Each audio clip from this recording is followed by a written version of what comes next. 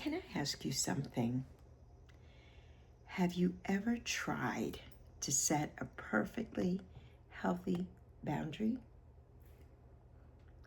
And your stomach, it immediately tightens and just doesn't feel good? Maybe you felt guilty. Maybe you started questioning yourself. Maybe you even apologized for saying no. What if the reason boundaries feel so difficult has very little to do with who you are today and almost everything to do with what you learned as a child? Grab a snack, come on back, because this is what I want to talk about today.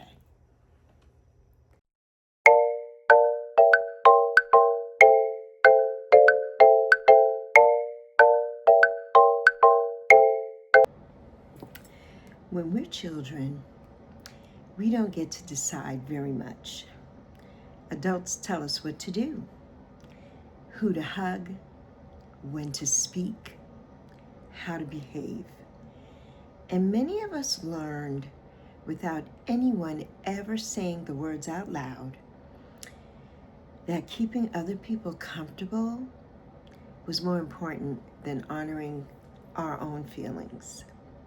It was all about keeping somebody else comfortable. We grew up believing things like, if I disappoint someone, I've done something wrong.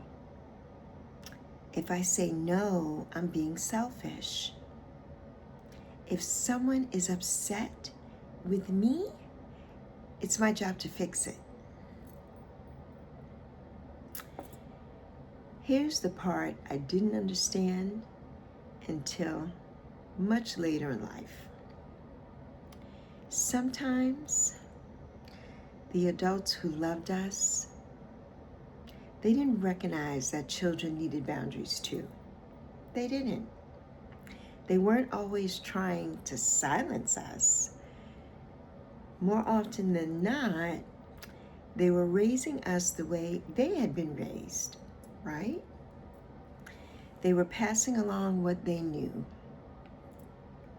Not because they didn't love us, no, but because it was all they had ever been taught. And sometimes we inherit patterns that nobody ever meant to pass down, right? And the good news is they don't have to end with us. They don't have to. That's where the healing begins. That's why setting a boundary at 60 or whatever age you are can make you feel 8 years old again.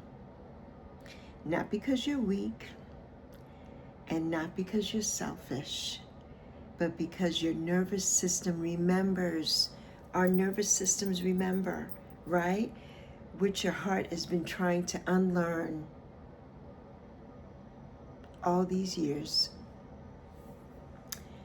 The beautiful thing is, though, we don't have to stay where our childhood left us. No, we don't.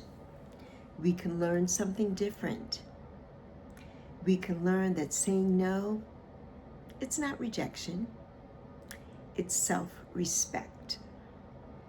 We can learn that disappointing someone else doesn't mean we've disappointed ourselves. It doesn't mean that. And we can learn that boundaries, they're not punishments, they're protection. One of the greatest gifts we can give ourselves is permission to stop apologizing, right? For taking care of our own lives. Because every time you honor a healthy boundary,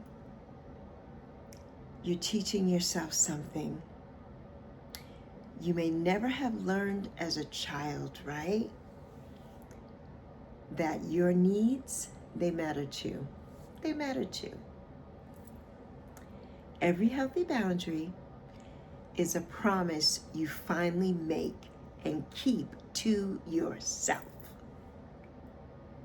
If setting a boundary, if it makes your stomach tighten, sometimes it does that to me as well. It doesn't necessarily mean that you're doing something wrong. Not at all.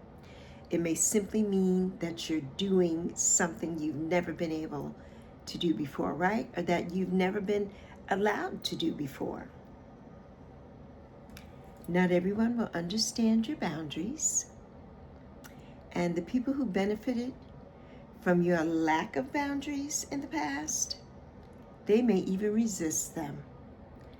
That doesn't make your boundaries wrong. Absolutely not. It makes them necessary.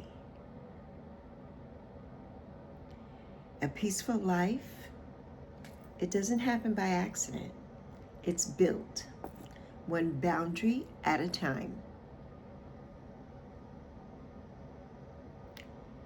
Every healthy boundary is a promise you finally make and keep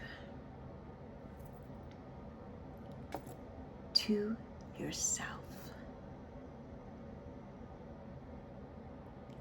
And friends, that's non-negotiable.